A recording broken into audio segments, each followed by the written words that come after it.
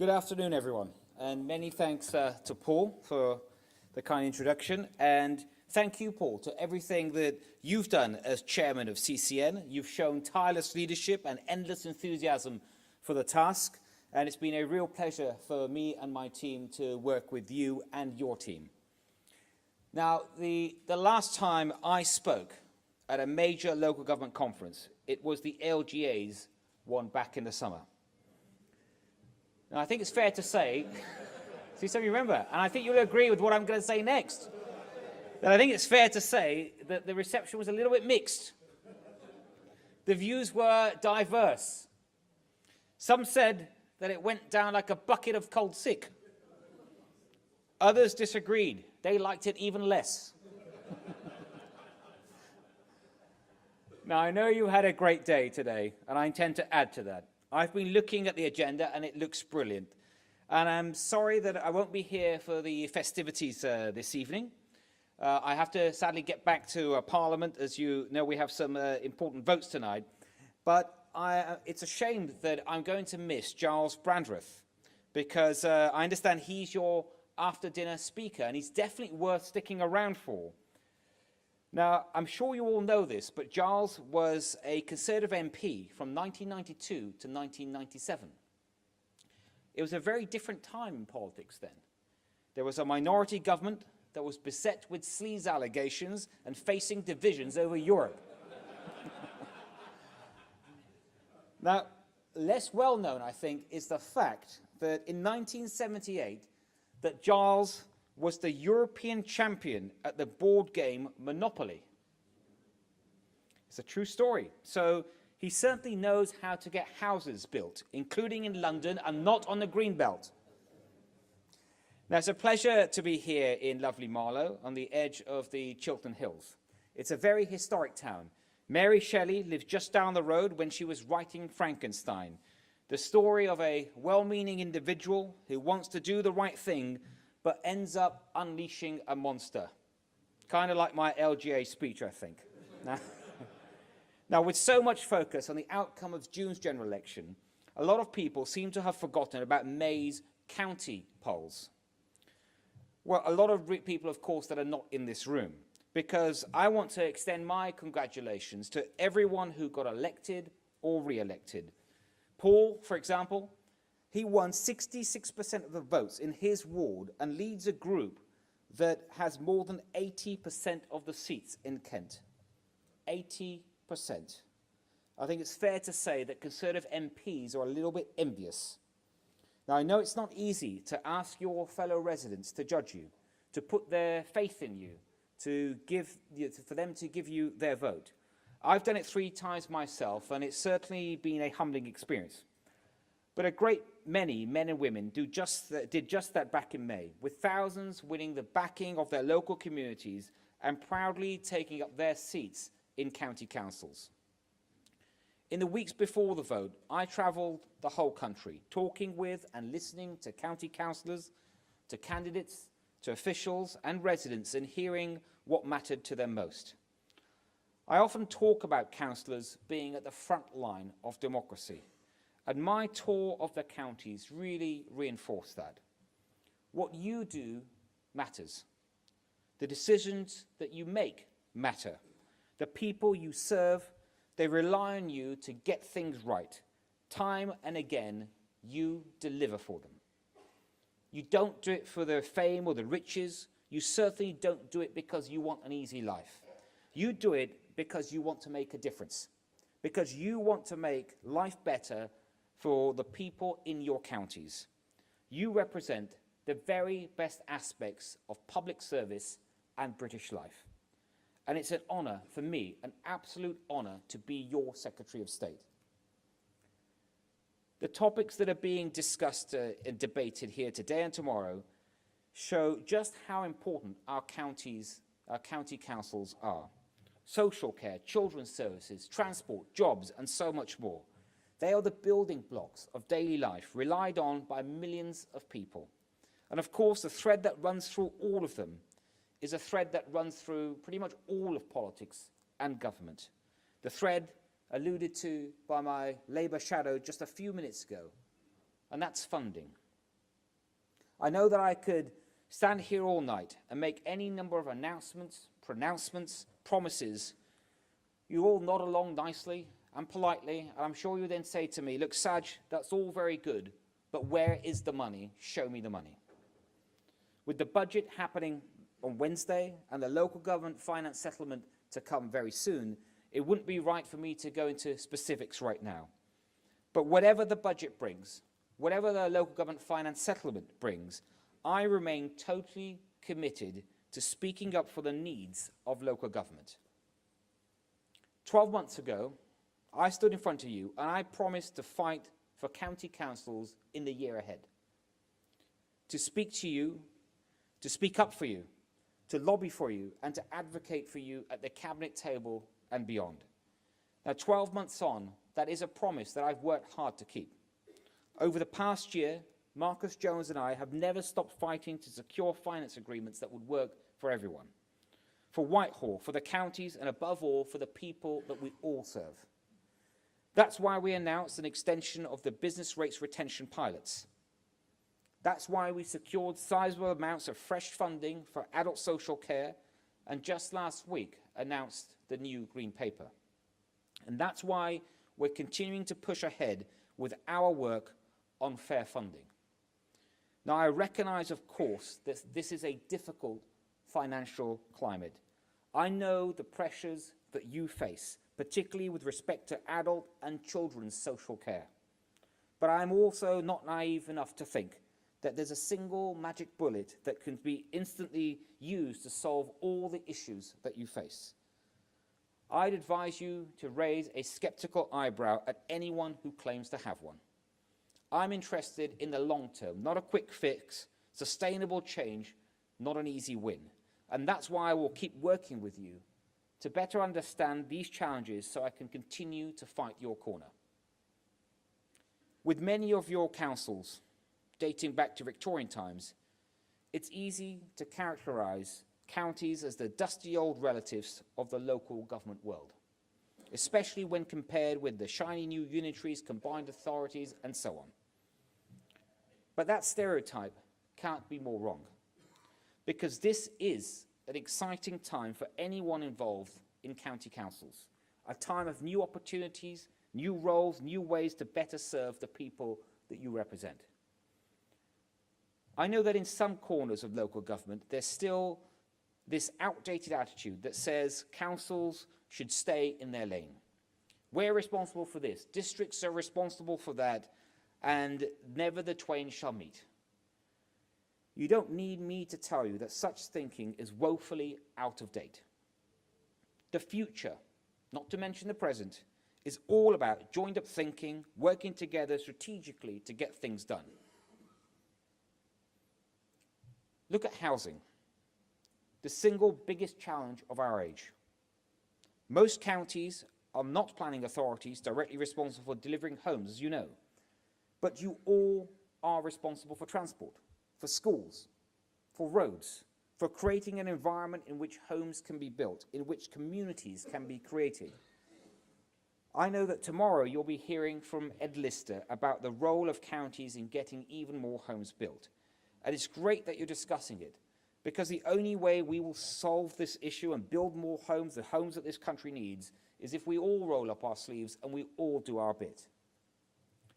There are also opportunities for closer working across county lines.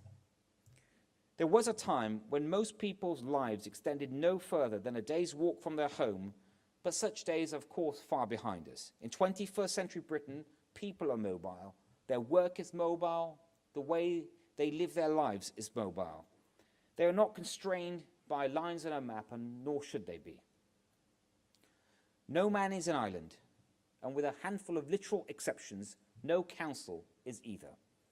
All local authorities are intrinsically linked with their neighbours on issues such as transport, on housing, and the economy. Even the Isle of Wight, with its links to Hampshire, Portsmouth, and Southampton, for example. Now, earlier this month, I was in China, where interest in the Northern Powerhouse and the Midlands Engine, for instance, was pronounced because potential investors, they wanted to look at opportunities at a regional level, not just individual towns, cities, or counties. That's why I think strategic cooperation between councils has never been so important. Sometimes that, of course, will be an informal process, and sometimes it will be more official. We already see a great many local enterprise partnerships crossing local authority lines, recognizing that the flows of people and money in the modern economy and the need for strategic decision-making. And of course, we have combined authorities with directly elected mayors. They're already delivering results right across the country. Now, up to now, relatively few county councils have been involved in devolution deals. Devolution has been seen as something for the big cities, the metropolitan areas. This government remains absolutely committed to the devolution agenda, but I see no reason why its benefits should be limited to cities.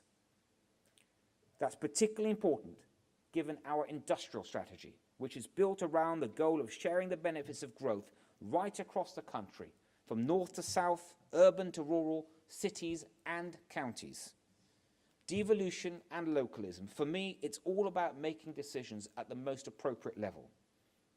Some things, of course, matters of national importance should be decided at Westminster, but for everything else, there are all kinds of opportunities to redistribute power in all different types of ways. Just look at Transport for the North, set to become a statutory body in the spring, and recognising the benefits at looking at transport at a regional level. Now, what does this mean for counties?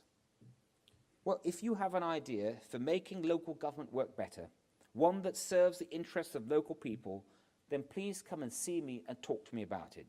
If local people want it, if local businesses want it, I'll do all I can to help make it happen. And that could include non-mayoral combined authorities in, for example, rural areas where a single figurehead isn't necessarily suitable. To help with that process, we're looking at how to design a devolution framework. It was promised in our election manifesto it will be a common set of guidelines, rules that everyone plays by, so that everyone involved in the process, whether local authorities, businesses, residents, they know where they stand and what to expect from them. Work is still in the early stages, and I'd welcome your support in helping me to shape the final product. But I want a framework that, above all else, provides clarity and consistency about what a successful devolution agreement looks like. What standards will need to be met? What outcomes will need to be delivered? What red lines there are for the whole process? Expectations about leadership, scope, and levels of local support. With a clear position on how devolution negotiations should proceed, authorities at all levels will be much better placed to develop and put forward proposals that will suit the unique needs of their residents and businesses. It will help ensure that the right decisions are made at the right levels so that local people get the services that they deserve. Now, of course, devolution and combined authorities aren't the only changes that counties are talking about right now. I've now received 2 proposals setting out competing visions for the future of Buckinghamshire, whether that should be 1 unitary or 2. These show that councils are at their best, how councils operate at their best, ambitious, innovative, and ready to come forward with exciting ideas for the future. We're now going through both sets of plans very closely, and I will be making an announcement on the next steps as soon as I can. And earlier this month, I announced that I'm minded to support the plan for a pair of unitary authorities in Dorset. I know that's a decision that was welcomed by the CCN, and it's great to see that we're on the same page. But more importantly for me, it's a decision that was supported by 2/3 of Dorset residents, by the Dorset Local Enterprise Partnership, by the vast majority of local businesses, by 6 of the 9 local councils, and by most of the county's MPs. I've always been clear that any change to council structures should not be dreamed up or imposed by Whitehall, but led by local councils and local people. And that's exactly what we've seen from Dorset. Yes, of course, some people will disagree with the move, and that's what happens in a democracy. And that's why, when I announced it, I was minded to support the change. I made it very clear that further steps are needed to try and secure local consent before a final decision is made. Last year, I told you that I wasn't going to force all of you to go unitary, and that, of course, is still very much the case. But if councils want to come to me with proposals that will improve local government, improve public services, will give better value to local taxpayers, my door is always open. And if, as in Dorset, those plans are built on a foundation of local support, it will make any decision I have to make a great deal easier. Now, speaking of councils coming to me with ideas, let me take this opportunity to thank the CCN and Respublica for the fascinating report that you've just published. At a time when opportunities and challenges are plenty, it's great to see you proactively looking at innovative ways of dealing with them.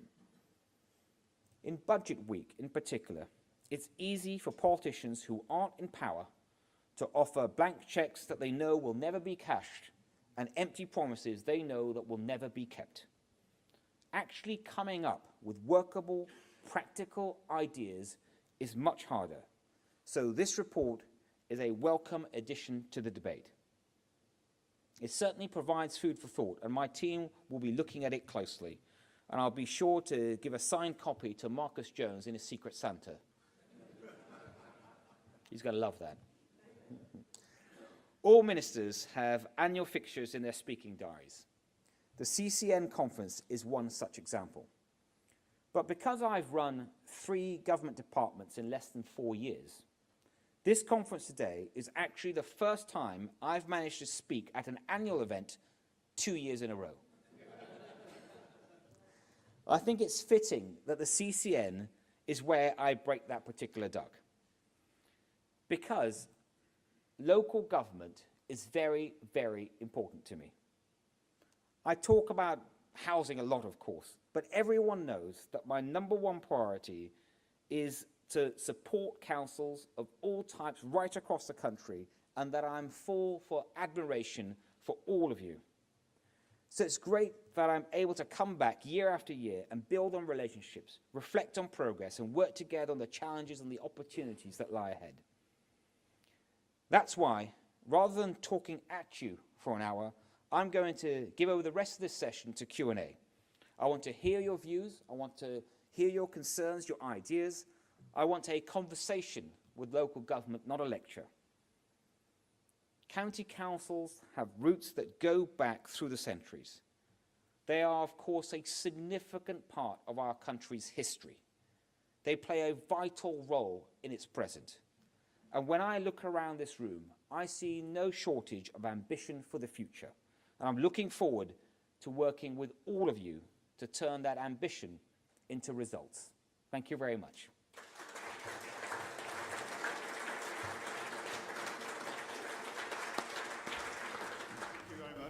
Alan Rhodes, leader of the Labour Group on Nottinghamshire County Council. Minister, we were saying as county councillors 12 months ago that the notion of elected mayors for county areas was inappropriate. Why is it taking your government so long to catch up? Well, thank you for welcoming what I just said in such a lovely way. Thank you. Well, the truth is, I mean, first of all, when I came into this department, there were deals already underway, and you'll be aware of them now. And the priority at that time was to get those deals through and to see through those elections. And most of those elections, barring one, those have taken place. And that's good to see. I think this May was a good set of results. And party politics aside, I just think it was great just to get so many of those mayors elected in those areas. But I think what you're alluding to is a fair point. During that time, as we were working on those deals, a number of people came forward from let's say the less urban areas and said, why can't we get a share of the action? And I had to work a lot behind the scenes to change that. And I was pleased that we could put it in our manifesto in the recent general election. And now I'm looking forward to working on that. And as I said, and I couldn't have made it clearer earlier, there's no reason why I think there needs to be a elected mayor in less urban, the more rural areas. I think there are many ways to do this, but the key point is this. It's about devolution of powers. I think counties have shown what they can deliver at the local level. It's one of the things I think you're rightly focusing on today, the powers to reform, and I'm glad that we can take it even further. Well, certainly the Conservatives were enormously grateful for your input into the Conservative manifesto, because I think we had a bit of a bruising at the conference a year ago on the subject of elected mayors in county governance, and we're certainly from the Conservative group enormously pleased with the outcome. Welcome to Buckinghamshire. Housing, you know that that's one of your passions in life, and counties are very ambitious to help you deliver the houses the country needs. David Liddington and I had a fairly bruising session on Friday evening with some local residents about housing, and I thought they had some good points I'd just like to put to you. First of all, affordability and affordable housing. One of the big issues for a lot of residents when houses are built is there's lots of 4 and 5 bedroom houses. There just aren't enough affordable houses for local people, for the children and grandchildren to actually buy. And secondly, despite what the NIC report says, it's not just about building a railway line or even a superhighway.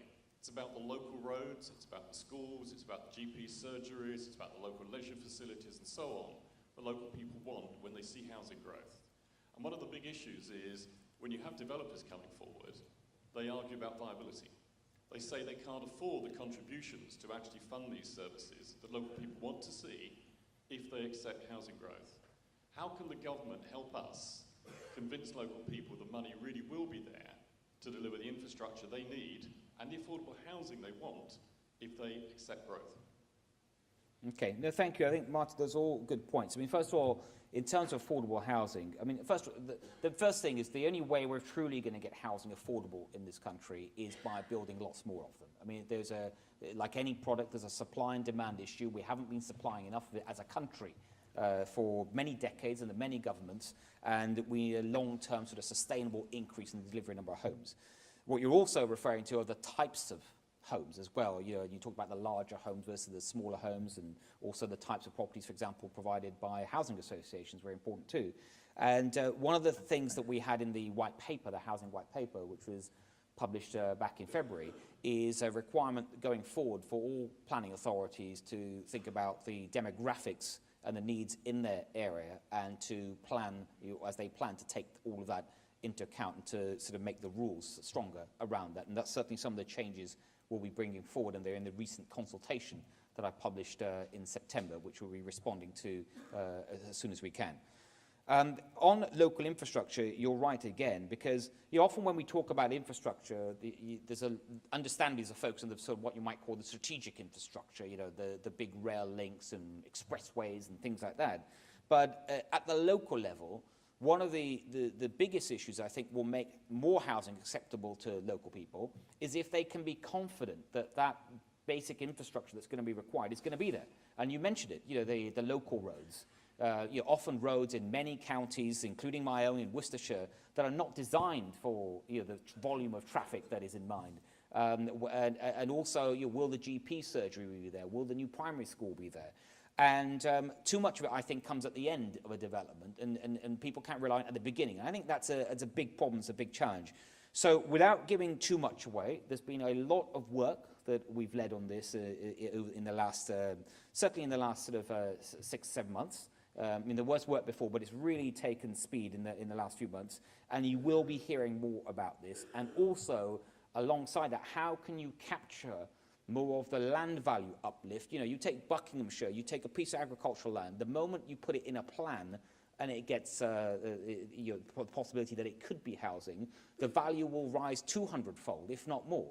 And that's great for the person who owns the land, and I want them to do well, but mostly I want also make sure that enough of that is captured in a smart way so that it can be spent locally on that local infrastructure, and you will be hearing more about this. Very good.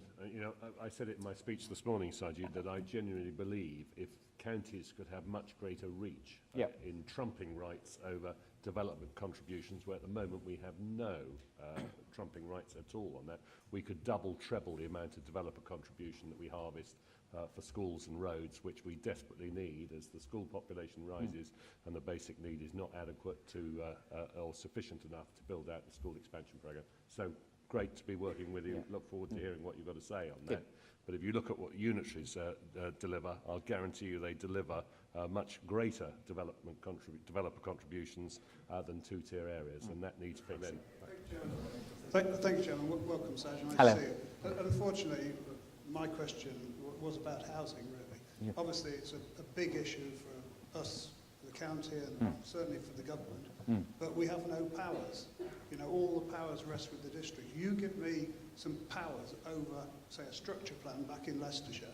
I could double the amount of housing, double the roads, double the contributions, and also, while we're about it, why can't we have our fairest share of the new homes bonus? I always argued that the 80-20 split was completely the wrong way around, because we've got all the expense. So give us the powers over the district councils like we used to have. We can put a structure plan forward and deliver it. The districts can still determine the actual applications, but I think the system has got a lot weaker since you haven't had a strategic planning authority, and the county is the best model for it. Yeah.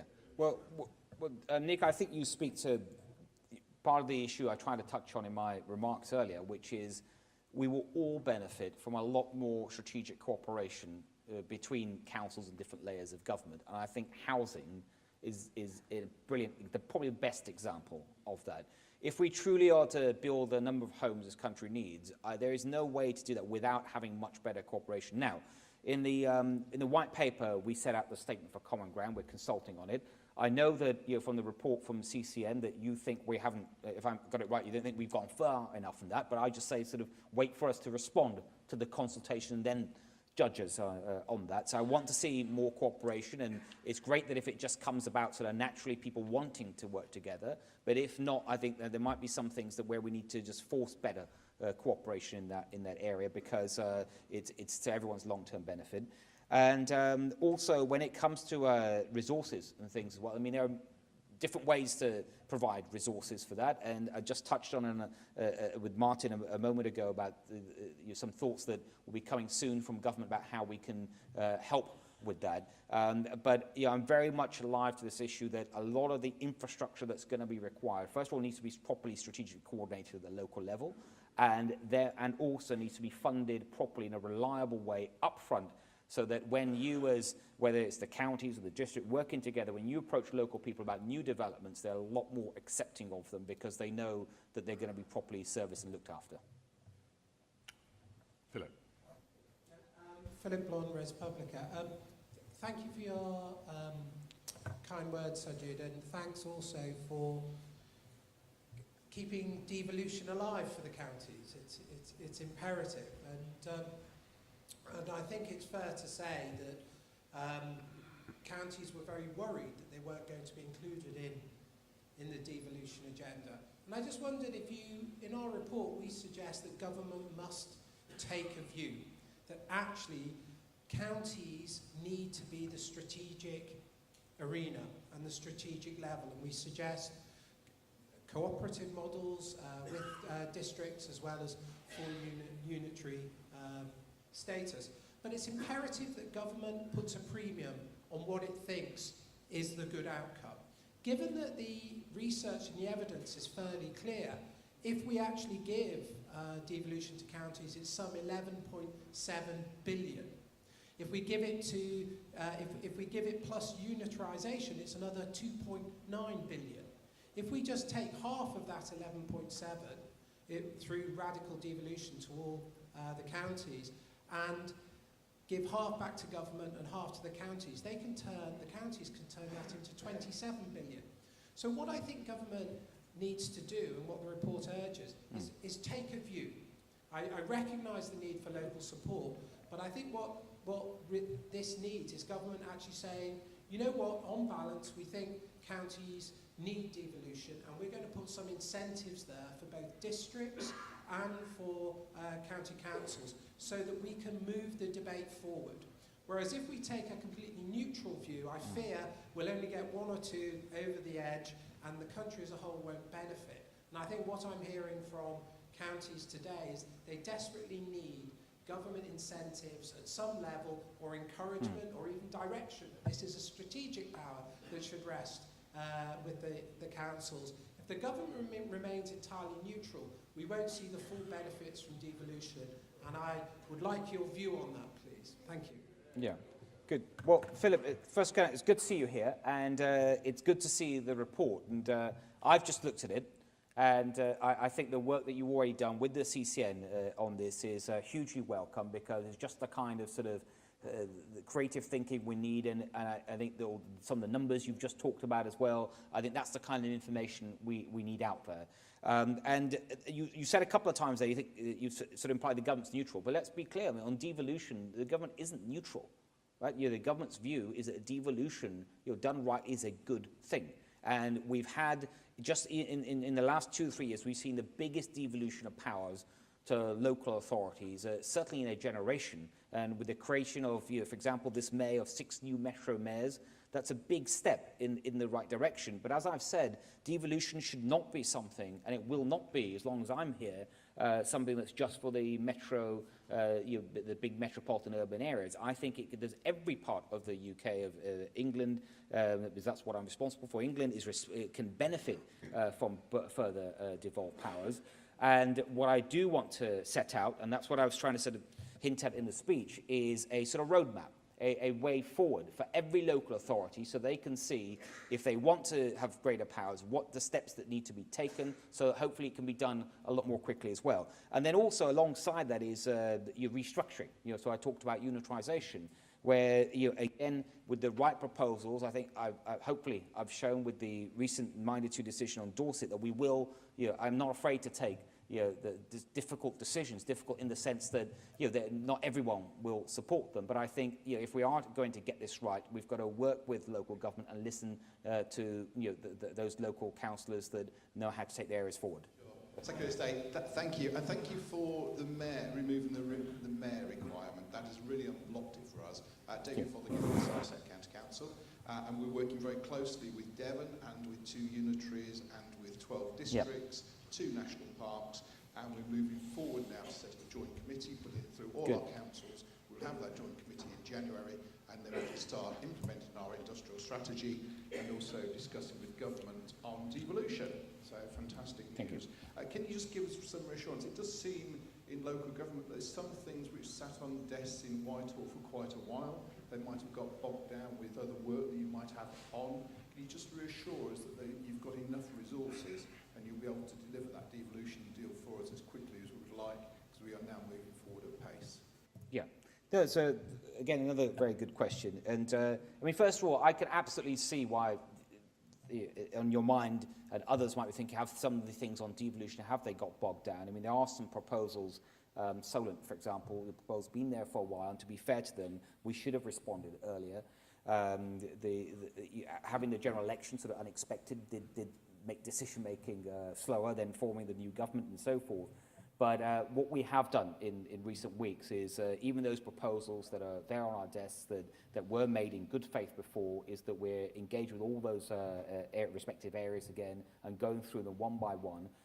Resources, the DCLG, my department, has seen a significant cut in resources since the last 7 years, and that's not a criticism. I think it was necessary to try and force all departments to become a bit more efficient. But I think, in line of the responsibilities of the department, a big push on housing as well as devolution, but also following on with the important response to the tragedy of Grenfell Tower and how we're leading that. We've needed more resources, and the government and the Prime Minister has been very forthcoming with that, so I'm very comfortable with where our resources are heading.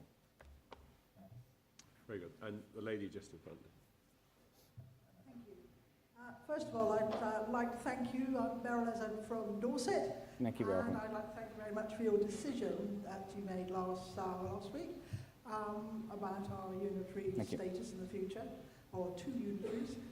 What I'd like to ask is, why are local councils denied borrowing for their own social housing needs? And I know that the LGA has been sending you letters about this, that local councils ought to be able to borrow for their social housing needs. Thank you. Well, first thing I'd say, Beryl, was, well, first of all, thank you for welcoming the decision on the unitarisation. But on social housing, that is hugely important. I've had a lot to say about it in recent months, not least the social housing green paper that I announced that we're now busy working away on, the extra $2 billion of financing from government in grants for social housing that the Prime Minister announced recently. And also this issue around the borrowing caps, the HRA borrowing caps, which I am taking seriously. I'm looking at what flexibilities, further flexibilities we could provide. Now, it applies only to some councils, and many of them still have quite a bit of headroom, but I do think councils have a very important role in housing delivery, particularly if we're going to get to the kind of numbers that we want to see. And I would like to see both councils, housing associations and private sectors, all of them, all firing on full cylinders so that we can really help with the housing crisis we face in this country. So all I ask you is to sort of bear with me and see what happens. Gentlemen, these two, and then we're going to have to wrap up. Yeah. Thank you. Nigel Quinton, recently elected to Hertfordshire County Council. I'm going to come back to that last point actually on housing, in particular on affordable housing.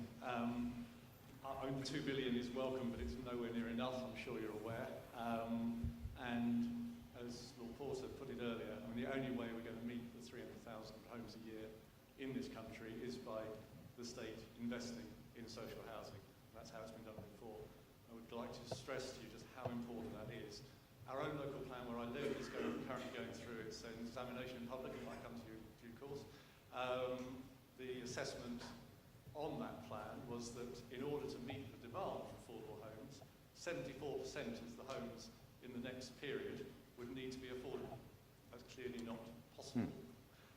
But we need the state to take a much more active role. I would just welcome your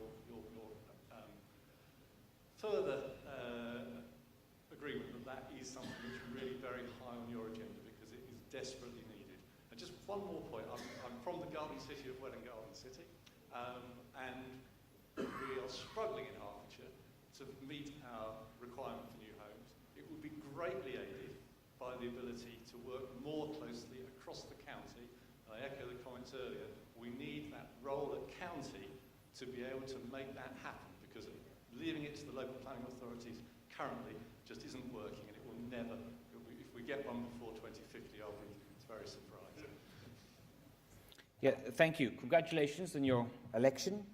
And actually, what you just said about the importance of social housing, you referred to what Gary has been saying, and I've discussed it with Gary, and it might not surprise you, I listen a lot to Gary and what he has to say as well, but particularly on something like this, where he's got the experience of not just local government, but also housing as well. So I think we're all pretty much in agreement on the important role the state has to play. And the bulk of housing delivery will always come from the private sector. But that's not to say that the state can't do more, especially if we're going to get to the kind of numbers that we want to see. And that does require better cooperation, as I was mentioning earlier, between different layers of government, and obviously including not just the different layers of local government, but I think working alongside central government. And you'll hear more about that from Eddie tomorrow when he speaks to you about the HCA and the HCA's role as well. And then lastly, actually, the point I wanted to make was about, you just reminded me about garden cities. I think we need more garden towns, garden villages, and that's something we've been busily working away on. You will hear more shortly as well. And finally, gentleman from Cornwall. Thank you. Yeah, I represent Penzance on the Cornwall Unitary Authority. The Cornwall Unitary Authority has a good record in delivering affordable housing, but to a certain extent, we're running to stand still because so many houses in Cornwall that are currently primary residences become converted to second homes and holiday lets. Yep. Now, this is not a problem just in Cornwall, but is it time to consider some kind of additional planning powers in neighbourhood plans that won't only restrict new build houses from becoming second homes and holiday lets, that power does exist at the moment, but we'll actually have some kind of change of use restriction for those houses that are already built, because we're looking at by 2030, another 3,000 primary residences in Cornwall will have become second homes or holiday lets, and this problem isn't unique to us. So can we have some kind of planning regulation to limit that? Yeah, look, I think it is a particularly acute problem in Cornwall, and when I've been down there and spoken to councillors and other local leaders, it's often one of the big issues that comes up, and you can see why. I mean, it's such an attractive place to live, and so often you get many people wanting second homes there, and it has pushed affordability ratios at some of the highest in the country. And I think it does make sense to look at what more can be done. It is something that I've been looking at some options. I can't say too much about them now, but I am acutely aware of the problem, and I want to help try and solve it. Thank you, Sajid, enormously.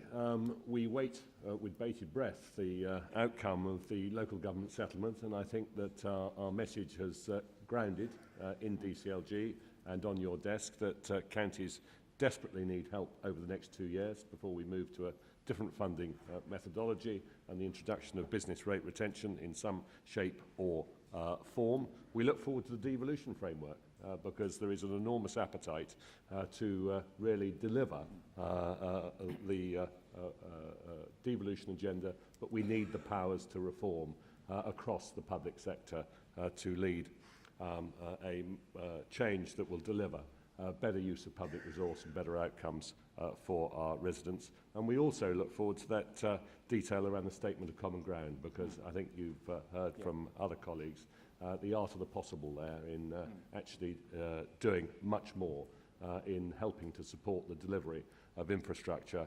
And as I said this morning, if we get it right, the house builders will support it and the Treasury will love it.